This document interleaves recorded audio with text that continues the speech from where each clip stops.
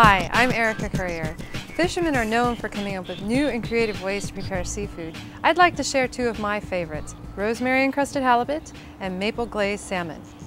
I'm going to start by preparing the crust for the halibut. First, you take pine nuts. To grind pine nuts, I use a coffee grinder. You could use a grinder if you have one, but a coffee grinder works great. Next, I'm going to add a couple teaspoons of garlic, a couple squirts of lemon, and then chop up fresh rosemary. You want to chop the rosemary so it's very fine, so the flavor really seeps into the rest of the crust. We're going to add about a teaspoon of olive oil. You want enough to hold it together.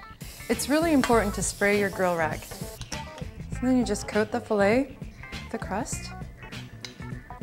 When grilling, it'll really help to hold in the moisture. Okay, the glaze is so easy. It's 3 ingredients: maple syrup, soy sauce, and just a dash of pepper. Glaze is ready. Now it's time for the grill. All right, our grill is hot, so now I'm going to put the halibut on it. I heated it to medium-high, and the rule of thumb is about 10 minutes per inch, so it's going to take a little while. We'll give it a head start before we put the salmon on. A nut crust really adds texture to the dish. You can try any type of nut, and if you toast them, you'll bring out more flavor. The halibut's been on for about 4 minutes, so it's time to put the salmon on. You always want to wait till your grill's up to temp before you oil it.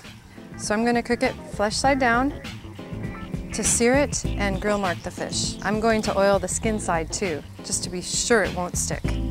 A glaze can be as simple as honey and Cajun seasoning. Anything with sugar in it will do. I'm going to flip the salmon now. I want to give it a very liberal dose of glaze.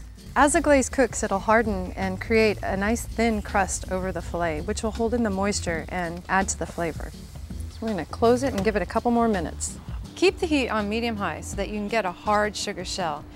You're going to want to apply that glaze at least twice to make it thick enough to create that shell. Try marinating your salmon before you glaze too to add to the flavor. It's time to check the fish. Check the thickest part of the fillet, and we're looking for the color to change to just opaque. I think we are there. Yeah, so we're going to pull it off the heat. It'll keep cooking. Now let's look at the halibut. When you're checking a fish with a crust on it, you have to move the crust aside because you need the thickest part of the fillet to get a really good look at the fish. Oh, it's perfect. It's juicy and the meat's just turned from translucent white to opaque, bright white. We all get stuck doing the same recipes over and over again. But don't be afraid to try something new, especially when it's this quick and easy.